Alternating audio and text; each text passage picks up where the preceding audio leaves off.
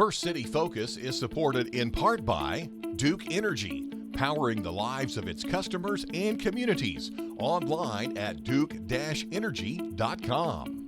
Good Samaritan, a regional healthcare center offering a variety of services from primary care to same-day joint replacement surgery and more.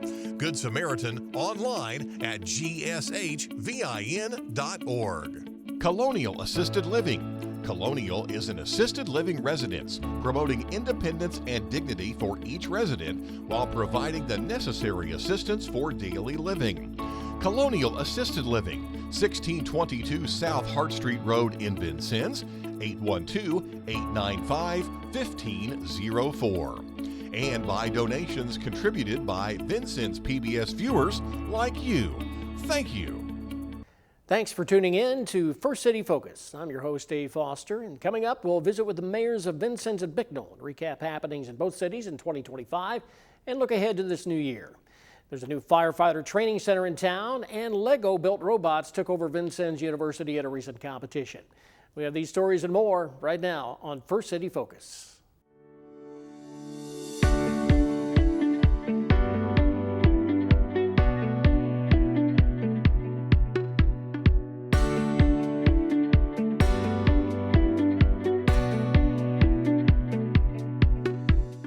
With a new year underway, local leaders are setting their focus on what comes next. And right now we're joined with the mayors of Vincennes and Bicknell to reflect on 2025 and look ahead to what 2026 can bring to our communities.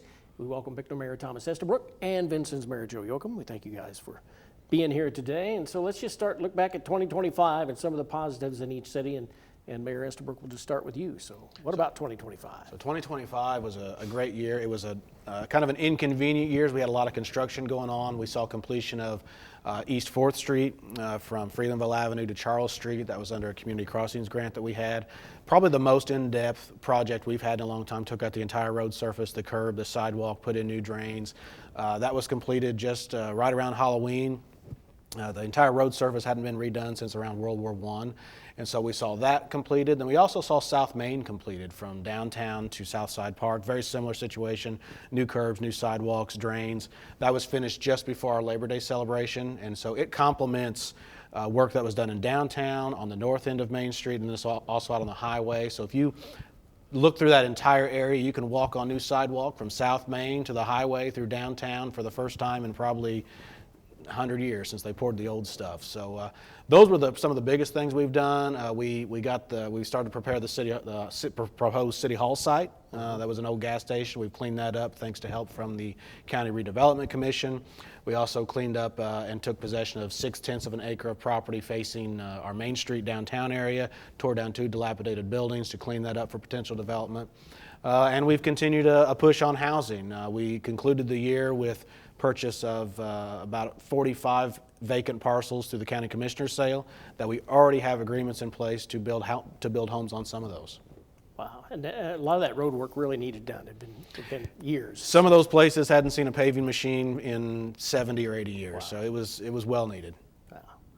And Mayor Yoakum, go to Vincennes, and what about 2025? We had a lot of positives last year. Probably the biggest thing that happened was our trolley system really got up and running, and that has been tremendous for a lot of people that don't have transportation, and we're getting good comments from doctors' offices, and where people are actually making their doctor's appointment because now they have transportation. But also we did a lot of paving. We've been working on housing. We've got the apartment units out on Beerhouse Boulevard started. That'll be 240 units that should be hopefully completed this year. We've also renewed our agreement as sister cities with the Vincennes, France, and we gained another sister city in Ukraine. Excited about that. So did all our paving. We've paved Main Street and turned that back to one. We turned it into 1 lane instead of 2 lane because it's much safer at a 1 lane. So, and also was able to give employees raises, and we're working on police and fire getting their salaries up so that we don't continue to lose police and fire to other communities. And we've really come a long way there. We don't lose near police and fire like we used to. So. So I know that a major issue in 2025 statewide was the impact of some legislation passed during the General Assembly, and both of you have spoken publicly well, all of 2025 at Yes. several places about Senate Enrolled Act 1, which was designed to provide some property tax relief, but it's creating some challenges for communities like ours. So if you guys want to elaborate on that, whoever wants to go first. I will tell you, the taxpayers are not going to be happy. You know, they're promised that they're going to receive a $300 reduction in their property taxes. Well, with the income tax restructure, the city of Vincennes is going to lose $1.3 million, and that's not counting the property tax dollars we're going to lose because of the reduction in property taxes. So we have to find a way to make that up, and I've spoken about it all last year, and I'm speaking about it now. The city is going to look at raising water and sewer rates because the city can collect pilot through our utilities, which is payment in lieu of taxes. And we can collect up to almost $1.5 million through that. And we're going to have to do it because, and I'll show the budget to any citizen, come look at it and tell me where I have to cut, where I can cut up to $2 million. I can't. Our departments are already at low manpower because of tax caps, which happened 14, 15 years ago. There's no place to cut. The only departments left to cut are police and fire. And I don't think we want to cut our emergency services to make up for this loss. So we are looking at the water and sewer rates increase, which I know is not going to be popular, but we don't have a choice. And plus last year, again, we lost over $200,000 in our trash. So, and we used to subsidize that through general fund. Well, we won't be able to do that anymore because we won't have the money. So now the council is going to have to look at either raising the sticker prices for trash or coming up with a system that may go in your water bill. So all in all, in the long run, you're going to pay more than if they just left everything alone. Yeah. And again, none of these decisions have been made right now. You're looking at 2027, right? Or that's just it. We set our budget. We start working on 2020 in June. So Right. we have to get these funding sources in place before then so we know what our budget. So you'll see the water and sewer rate come up, if not this month, for sure next month. Wow. And the same with trash. I expect the council, they've been looking at this for a few years now. I expect them to step up and do something soon with it. Okay. Mayor Estabrook, how are you affected? Well, Senate Bill 1 is one of the most concerning pieces of legislation that has come to pass in a long time. I mean, we tried to take some less painful steps. We have a 50-50 sidewalk cost sharing program, as many cities do. We cut that in half. We felt like, what are some of the things that we control that don't affect payroll, that don't affect essential services? That was one we picked. That went from $50,000 to $25,000. One of the other things that we reduced, which will be noticeable. Of course, we have an interlocal agreement with the City of Vincennes, who takes dogs from us that are picked up by law enforcement. They charge us $250 per dog, which is a great deal. And we had previously $8,000 budgeted for that. We cut that to $4,000, and so you can kind of do the math on how many dogs that gets us. We have been in a place before where we could be a little more flexible. Somebody says, hey, I've come across this dog, it's not mine, go you take it. We would take it down there and we'd pay and it'd be fine. Those days are over in light of what we know. And so we're going to specifically focus on animals that are picked up by law enforcement, that are in immediate danger, those type of situations. And smaller cities, the danger that we run into is that we don't have a lot of stuff to cut. Like there's not a lot of overhead, there is not a lot of extra staff that we can say, oh, we can cut this staff position to make up this difference. It doesn't exist. And in my case, if you have volunteer firemen, you're not paying firemen full-time wages anyway, so you couldn't look to cut it if you wanted to. And in Bicknell's case, of course, we have a locked-in interlocal agreement with the County Sheriff's Department on law enforcement, and that is a fixed amount. There's nothing to cut. So there are some communities that are in a really difficult situation because they don't have there's not a lot of margin already, so when someone says your revenue could be significantly reduced, it creates really uncomfortable decisions and discussions. Yeah. And I'll go a little bit further with what they've done. Yeah. Right now, every taxpayer in the county of Knox pays 1.7% income tax. With what they just did, a city can put 1.2% in place, the county can put 1.2% in place, and then there's another 0.5 that will fund other like the library and townships and whatever other taxing units. Well, in this city, at 1.2, we're still going to lose $1.3 million. So that's not going to make, that's why we got to raise one. But then the county can put in 1.2. City taxpayers are county taxpayers. So now you're up to 2.4. Yeah. And if they had the library and they had to have their money, so you could be up to 2.9 when you were paying 1.7. So you may end up paying 2.9% income tax. So that's why I say they can cut your property taxes $300, but it's going to cost you a lot more in the long run. And with the changes with community crossings, you know, Right. there's been talk of, Exactly. of the wheel tax. Yes. And at one point, it was going to be, the cities had to enact that in the county. I think they've cut it back to if the county does it, the city doesn't have to. But I'm not saying the city will do that, but that's something we'll have to look at if the county doesn't do it.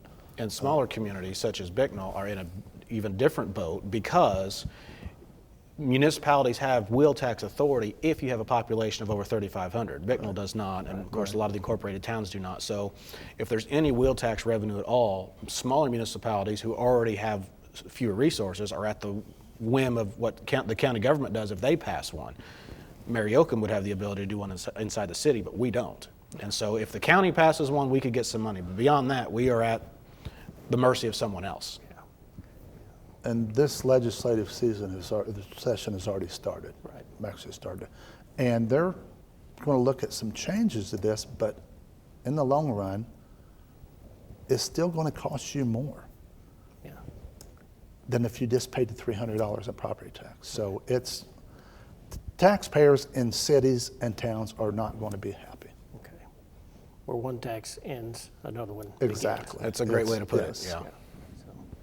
Well, we'll pivot to 2026 now. So with all that in mind, let's shift to the new year and what's ahead for Bicknell? So the first thing is in February we will bid out about $1.2 million worth of paving work. We were one of the fortunate communities to receive funding through the last community crossings round. Our state amount is about $960,000. Our match is about $230,000, $240,000. So there's sections of 23 different streets that will see work from this project. We hope for that to begin March, April, so concrete and drainage work can begin and the asphalt will begin shortly thereafter. So there will be inconvenience in some places. This will not be nearly as invasive as the Main Street and 4th Street work because we're not taking out a bunch of curbs and doing a bunch of sidewalk. It's heavy on streets that just haven't seen new asphalt in 15, 20, or even 30 years. And so we're kind of catching up on some of those streets that we put back to get in places where we had a lot of drainage work and concrete work to do. Probably the other things that are going out there, we'll probably be nearing a decision very soon on the future of a new city hall. We've been talking about a new city hall building for the last 3 years.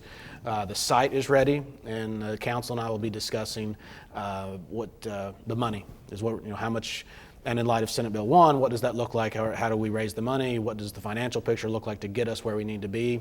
And I think that decision will be coming soon. And then finally, housing will continue. We already have an agreement with a local builder to get 8 or 9 of our commissioner sub-property lots to begin home construction. And we have just today, I had someone else say, hey, can I have your property list? So there is constant discussion about new housing inside Bicknell, and that's something that's going to continue into 2026. All right. Mayor Yoakum, 2026. And unfortunately, community crossings, the city of Vincennes didn't get it, as a lot of communities did not get it this time. Right. Knox County didn't even get theirs. Mm-hmm. So unless they open up another application later this year, you probably won't see a lot of paving in Vincennes. Community crossings with Vincennes, it's dollar for dollar. Mm-hmm. Unlike Thomas, who gets $4 for every dollar he spends, we get $1 for every dollar. So and that's a population. Yes, a population. And I hate to spend money on paving that won't be matched. So unfortunately, there won't probably be a whole lot of paving. But we'll continue to work on housing. You know, we've got properties that are available, and we're getting them to contractors to build homes on through the RDC, and they're getting money to start a program that they'll go out and maybe purchase a property in the historic district and then get it remodeled and redone and then sell it and take the money and just keep doing that and try to get our downtown historic district back into a lot better shape than it is now. And then we've got our Main Street person in place, which is Ellen Harper, does a great job. And we're working on looking at all the vacant buildings downtown, trying to see if we can't locate tenants for those buildings, work with the building owners and get that done. But also with the new tax stuff, we're still going to try to work towards making sure that we can continue to give our employees the raise that they deserve. This year they're getting a 3%, and the police and fire have got $5,000, and that's getting their salaries up to where it's competitive. So we're just going to keep pushing forward, and we've got some projects coming up in the parks. We received $100,000 through Community Foundation that we've got $200,000 match with to try to make some improvements in Great Park, and so and I was just told we've got an individual that's looking at making a donation to put in a bike track in one of our parks that will be really nice. So. Okay, all right. So despite the challenges, our Right. glass are still half full. So Very much so. Right, Right. absolutely. Well, Mayor Estabrook, Mayor Joey Oakham, we thank you guys for being here today and keeping us updated. Hey, thanks for having us. And I know you guys are very, very, very, very accessible. Yes, and Happy New Year. Happy New Year to you too. So, and if people want more information about what's going on around the city, either city, you can always go to your guys' websites or just call City Hall, and you guys are very accessible. Glad to talk to you. All right. So, speaking of city government and municipal services, new firefighting training facility is now in use in Vincennes. It's a place designed to give firefighters hands-on experience in live fire conditions close to home. Photojournalist Dave Novak and I were there for some of the first training sessions.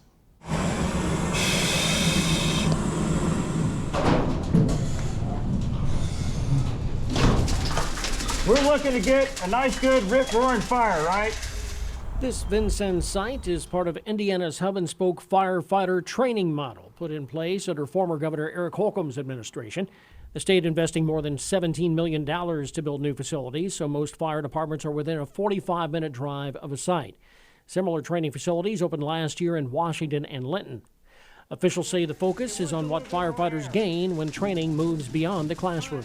We got a really good free-flowing fire. I want to make sure that it's got hot, it's got that energy going. It's great. I mean, it's to be able to come in here and do live firefighting, because you can look at a book and you can practice your skills going into abandoned buildings and stuff like that, but to actually do it when you have heat from the fire. I think I'm ready to go ahead and tilt it back for the first time. The training tower is designed to mirror real emergency conditions. Inside, the structure includes multiple rooms, stairways, and areas that allow firefighters to work through different scenarios in a controlled environment. Real life ventilation experience, vertical and horizontal, rope rescue and tech operations experience. So it gives all of us in Southwest Indiana a chance of realistic hands-on training. We're going to leave out this door. We'll meet at the bottom. That'll be in case it's time to go. If something happens at any point, if we say, everybody get out, we're getting out. We're going out that door, and we're going to go down the bottom stairs. That training happens under supervision, with safety built into every situation. Bobe says repetition is key, giving firefighters the chance to work through scenarios they may or may not encounter, often on real calls. We can actually come in and pretend like this is a basement and do a forcible entry and come down to the fire. I mean, the training that you can get off is just be unbelievable. Again, the layout of the tower lets firefighters move through much like they would on an actual call. Fire's lit, propane's out. We do individual training where you go in, you light the fires, you come in, you put water on it, see how to do it. You get the feel of the heat, the smoke. There's rooms, individual rooms in here that you can go in and do search and rescue. We also have stairs so we can hook up to it and go floor to floor. With live fire training comes added responsibility. Bobe says instructors must be properly trained and staffed to manage conditions safely. During our visit on the first weekend of use after construction was completed in December, Instructors from the Indiana Fire and Public Safety Academy spent the weekend teaching a live fire certification course to 30 local instructors at the site. The facility is also designed to be shared, as departments from across the region can use the site, giving smaller or rural departments access to live fire training they may not otherwise have. That access matters as fire departments continue to face staffing challenges. Like all public safety positions right now, there is a shortage, and in Vincennes Township, we use both career and volunteer firefighters, so this will help us keep new people trained and hopefully help fill those positions. All right, so I open up the door. We've got a good bi-directional flow path. We've got clean air coming in the back of the room, right? As that clean air starts mixing with that unburnt fuel, we're starting to get ignition. For many departments, large structure fires don't happen often enough to keep skills sharp. This facility allows firefighters to train for those moments before they happen. The goal is simple: give firefighters a place to train, learn, and prepare close to home before the call comes in. For First City News and photojournalist Dave Novak, I'm Dave Foster for First City Focus. And again, that new training center located on Purdue Road just past the Indiana Military Museum in Vincennes. In this episode's final focus, recently Vincennes University played host to a regional Lego robotics competition that brought hundreds of middle school students to campus. The event focused on problem solving, teamwork, and skills that extend far beyond the classroom.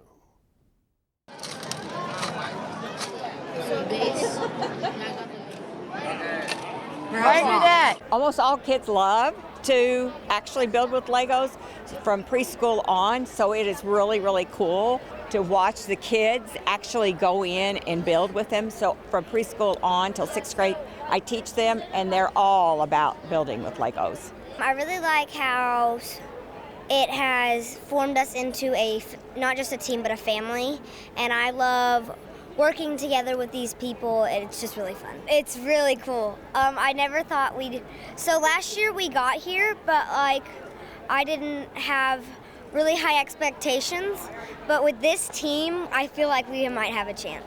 It's very exciting, and I love that everybody's just expressing what they have worked very hard for, and we just wish everybody the best of luck. And so first of all, I just want to welcome all of you as we kick off the first LEGO League Southern Semi-State Championship. First Indiana Robotics wants to extend a big thank you to Vincennes University. Starting us on table number 5, we have the Wheat Ridge Robo Husky. FIRST is a global nonprofit organization. So their mission is to inspire young people to get an interest in STEM activities. 3, 2, 1, and that is time. Great job, team. So FIRST Indiana Robotics is kind of our local branch of that global nonprofit. And so they work with schools all across Indiana to help facilitate both robotics programs that can be in the schools, facilitated in the schools, but then also after school programs. And so they, through these competitions, they're really helping young people prepare for life because they focus on what they call their core values. And so the robotics competitions are a prime way or a key way for them to be able to apply those core values, such as discovery and innovation, inclusion, which is so important in our world, impact, teamwork, and I love this one, this is my favorite, fun. And so they use the robotics competitions as a way for students to learn those life skills, and when you're in that sort of intense competitive moment, to remember, you know, they have a saying called gracious professionalism, so remember that, you know, teamwork is most important. Having fun is most important. And so it's a great mix of real life skills that apply both to the robotics competition, but also to real life as well. We know that means 30 seconds left on the clock, so we can see what these teams do in these 3, 2, 1, and that is time. Great job to our team. The challenge that we had was to line it up perfectly, get all the attachments on perfectly, and get it good. I thought it was going to be really hard, but now that I just and now since this is my second time competing, it's really exciting. I think it's very fun working with the teammates. Yeah, we have a lot of fun times here at robotics. So being able to host this is the first time we've hosted the LEGO League. I'm really excited about it. I think it's something that we want to continue to build that relationship, because I think it's really important for the students to come here and spend some time on a college campus. A lot of these students, this might be the first time they've ever stepped foot on a college campus. And so we want to kind of drop that veil. We want to make sure the students don't think of college as something that's maybe unattainable for them. We want to show them that it is real.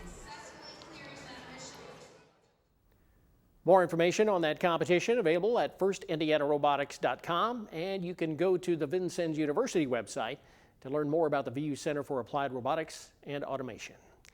And that's all for this edition of First City Focus. For everyone here at Vincennes PBS, I'm Dave Foster. Join us again next time.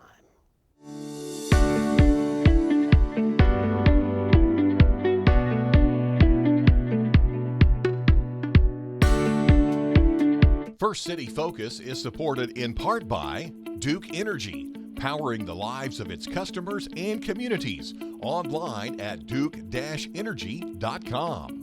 Good Samaritan, a regional healthcare center offering a variety of services from primary care to same-day joint replacement surgery and more. Good Samaritan online at gshvin.org. Colonial Assisted Living. Colonial is an assisted living residence, promoting independence and dignity for each resident while providing the necessary assistance for daily living. Colonial Assisted Living, 1622 South Hart Street Road in Vincennes, 812-895-1504. And by donations contributed by Vincennes PBS viewers like you. Thank you.